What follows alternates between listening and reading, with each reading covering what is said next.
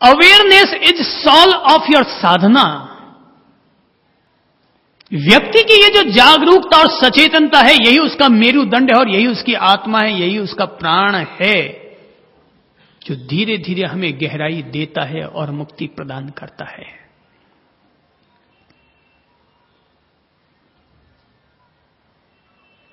सरल रूप में, प्रैक्टिकल रूप में हम बाहर भी अपनी सचेतनता को जी सकें, इसके लिए कुछ काम करो, कुछ जागरूकताएं लो, कुछ प्रिंसिपल समझो।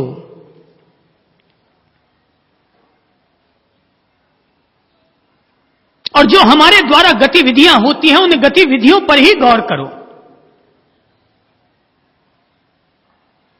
तो पहला काम करो, और पहला काम मैं पांव से शुरुआत करता हूं कि जब चलो तो पूरी सचेतनता और पूरी होश के साथ, बोध के साथ चलो।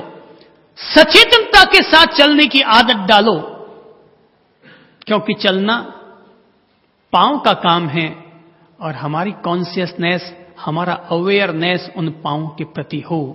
तो पांव के प्रति अवेयरनेस हो सके, इसलिए रोजाना 15 मिनट का ऐसा ध्यान करो कि मकान की छत पर चले जाओ, कि किसी पार्क में चले जाओ, या पूनम की चांद के दिन, पूनम की रात के दिन किसी सूनी गली में चले जाओ, पगडंडी पर चले जाओ और वहां 15 मिनट तक अपने पांव पर ध्यान देते हुए चलो।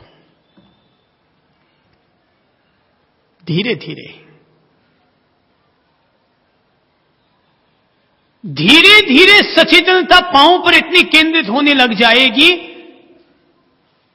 कि बगैर सचेतनता के पांव कभी नीचे उठेगा, गिरेगा भी नहीं। अभी तो अपन चलते हैं, मकोड़ा बच गया तो बच गया, निकल गया तो निकल गया, मर गया तो मर गया, ध्यान रखते होंगे, मगर फिर भी। पर बाद में पांव गिर ही न पाएगा मकोड़े पर, क्योंकि गिरेगा उससे पहले आपकी सचेतनता आपका पांव ऊपर उठा देगी। हिंसा संभव ही ना हो पाएगी उस आदमी से।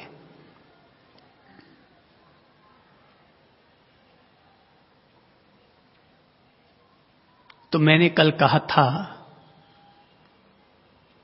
कि आज दिन भर अपनी आंखों को नीचे रखो और शाम को जब यहां से टहलने के लिए जाओ सरोवर के किनारे, तो अपने पांव पर ध्यान देना।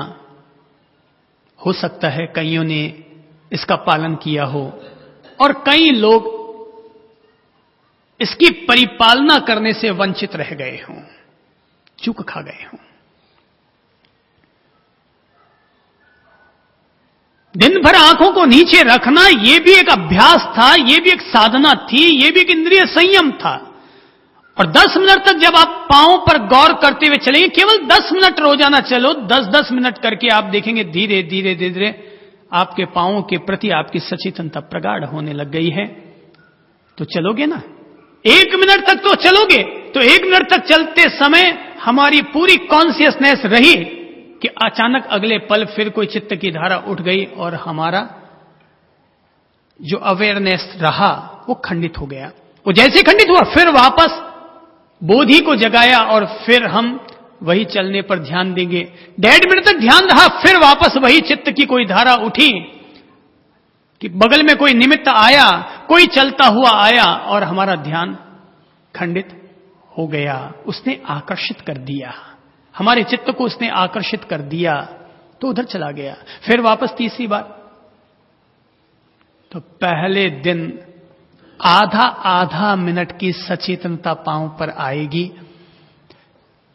दूसरे दिन फिर अगर करोगे, तीसरे दिन फिर अगर करोगे, तो 15वें दिन आप पाएंगे कि अब लगातार 3 मिनट तक अखंड रूप से मैंने सचेतनता अपने पांवों पर कायम कर ली है। कोई भी बच्चा स्कूल जाता है तो पहले दिन में तो एमए नहीं हो जाता है ना। धीरे धीरे धीरे धीरे धीरे धीरे रे मना धीरे सब कुछ होए, कि माली सींचे 100 घड़ा और ऋतु आए फल होए। धीरे धीरे, स्लोली एंड स्लोली बात बनती है। बात सधती है।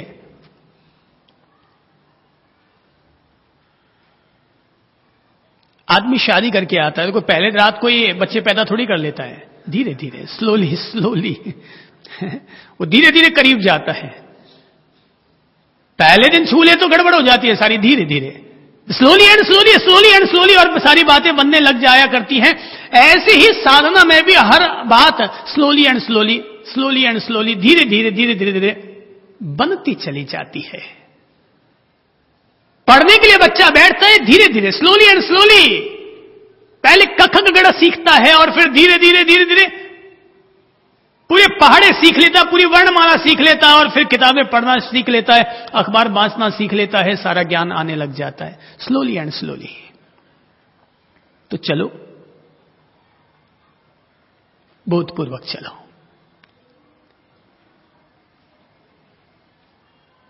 वॉक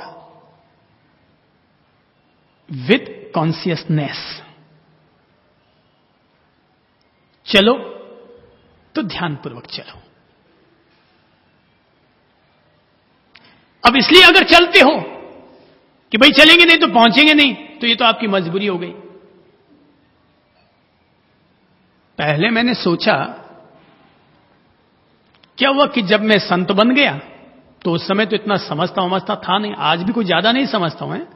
ये मत समझना मैं कोई बहुत ज्यादा समझता हूं, आज भी मैं साधारण व्यक्ति हूं, साधारण बुद्धि का व्यक्ति हूं, क्योंकि मैंने कभी 9वीं कक्षा भी सप्लीमेंट्री से पास की थी। जीवन का यह सच है। और कोई भी आदमी किसी भी यूनिवर्सिटी का कुलपति बन जाए, लेकिन उसे अपने अतीत को तो याद रखना ही चाहिए ना, ताकि कभी अकड़ पैदा ना हो।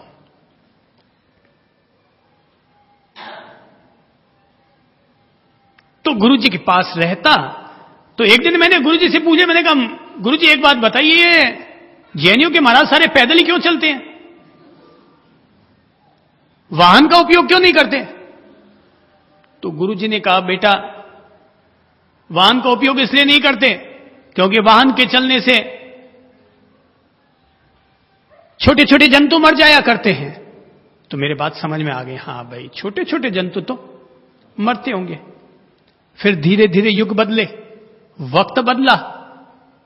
पहले जमाने में 25 साल पहले सारे महाराज अपने कंधे पर अपना सामान लेकर जाते, अब सारे महाराजों के साथ एक ठेला गाड़ी रहती है, तो सारे महाराजों का सामान उसी में रहता है। तो पहले महाराज अगर बूढ़े हो जाते तो एक ही नगर में एक ही गांव में रह जाते ठाणापति होकर के कि भाई वहीं रहेंगे, लेकिन अब महाराज बूढ़े हो जाते ना तो भी कोई तो डोली में चल रहा है, कोई व्हील चेयर पर चल रहा है, कोई ठेला गाड़ी पर चल रहा है। अब मैं आज तक नहीं समझ पाया कि गाड़ी में और गाड़े में क्या फर्क है। गाड़े में बैठना मंजूर और गाड़ी में बैठना मंजूर नहीं, मैं आज तक नहीं समझ पाया। मैंने जैन धर्म में संन्यास लिया, मगर मैं आज तक भी इसकी बुनियादी व्यवस्थाओं को नहीं समझ पाया कि क्या लॉजिक है। गाड़े पर बैठ जाते हैं। एक बार अभी कुछ दिन पहले क्या हुआ कि एक महाराज, उनके बारे में आया कि वो कहीं गाड़ी में चले गए, तो उनके जो मुखिया थे ना, उनके संघ के, उनके गच्छ के, उन्होंने उनको बाहर निकाल दिया। उन्होंने मुझे फोन किया कि साहब ऐसा हो गया, क्या करना चाहिए? मैंने कहा करना वरना कुछ नहीं है, महाराज को एक पत्र डाल दो और पत्र में यही लिख दो कि साहब मैं गाड़ी में बैठा, वो उसका तो मुझे दोष लगा, आप गाड़ी में चलते हैं, उसका दोष कौन भुगतेगा? है वो महाराज को। अब दरअसल क्या है कि आज के जमाने में कुछ बीरबल हुआ करते हैं। अब मैं ठहरा बीरबल, तो आज के जमाने में भी कुछ बीरबल हुआ करते हैं, कुछ तेनालीराम हुआ करते हैं। अगर उससे पूछ लो तो वो बिल्कुल सही रास्ता पिट फाट करके बता देता है। अब महाराज के पास पहुंचा कि साहब गाड़ी में बैठना दोषपूर्ण है, गाड़ी में बैठना अगर दोषपूर्ण है तो आप जो गाड़ी में चलते हैं वो दोषपूर्ण नहीं है क्या? अब महाराज को बुरा बहुत लगा होगा, मगर वो दंड ना दे पाए, उनको निकाल ना पाए, आज तक भी नहीं निकाल पाए। और अच्छा हुआ वो महाराज अभी तक मुझसे नहीं मिले, नहीं तो मैं उनको भी पूछता ही है। पैदल चलना है तो पैदल चलो, और जब गाड़ी को अपना सकते हो तो गाड़ी को और गाड़ी में फिर फर्क क्या है? दोनों में तुम्हें दिखाई नहीं देगा। गाड़ी में बैठोगे तो भी तुम्हें दिखाई नहीं देगा और गाड़ी में बैठोगे तो भी तुम्हें आगे सड़क पर क्या चल रहा है तुम्हें दिखाई नहीं देगा।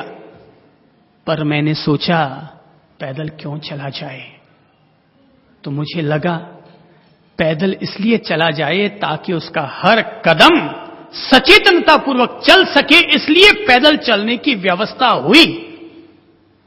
बाकी तो आजकल गांव गांव में शराब फैली हुई है, कोई गांव रहने जैसा रहा ही नहीं है। ये जो बेचारी साध्वियां हैं गांव गांव जाती है, मैं तो इन लोगों के साहस को दाद देता हूं। बाकी कोई गांव अब ऐसा बचा ही नहीं है जहां पर रात गुजारी जाए। पता नहीं समाज की क्या व्यवस्था है।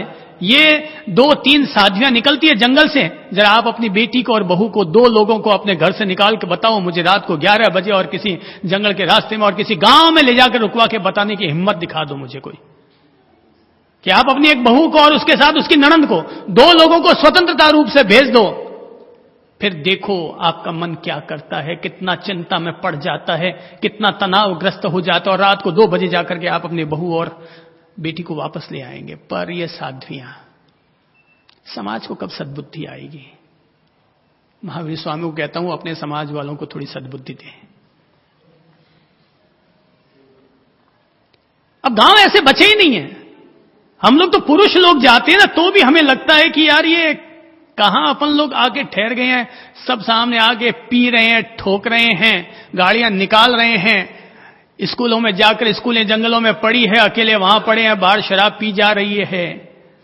अब सोचते हैं अपन पुरुष लोग जब डर जाते हैं तो बेचारी साध्वियों के क्या हाल होते होंगे। और महाराज अगर पैदल चलते भी हैं तो भाई पैदल चलते होंगे, मगर उनके पीछे तो गाड़ियां खूब घूमती रहती है ना। अब या तो गांव का जो आहार मिलता है वो खा लो, जैसा भी मिलता है वैसा खा लो, और वो जब भाता नहीं है तो फिर क्या करेंगे महाराज? लोग शहर से गाड़ियां मंगवाएंगे, खाना मंगवाएंगे, और गाड़ियां उनके लिए आएंगी, और रोजाना गाड़ियां आएंगी जाएंगी आएंगी जाएंगी। अगर तो सोचो भाई तुम जाते तो एक गाड़ी में काम निकल जाता, पर तुम पैदल चले, तुम गाड़ी में चले तो तुम्हारे लिए 7 गाड़ियां आगे पीछे हो गई। ठीक है, फिर भी अगर लगता है किसी को ये ठीक है तो ठीक है, अपने क्या है, बंदर क्या जाने अदरक का स्वाद। अपने को क्या पता भी किस चीज का कितना ज्ञान होता है। अपन तो लिमिटेड बुद्धि के आदमी हैं, छोटी सी बुद्धि रखते हैं, छोटा सा नजरिया रखते हैं, छोटी सी बातें करते हैं। बात कुल मिलाकर छोटी सी करूंगा, भले वो फैलती चली जाए। रबर होता है ना, मैं रबर की तरह खींच लेता हूं, बस छोड़ता हूं, वापस उतनी की उतनी हो जाती है। बोल रहा हूं सचेतनता पर रबर को खींचने की तरह खींच रहा हूं और वापस छोड़ूंगा तो वही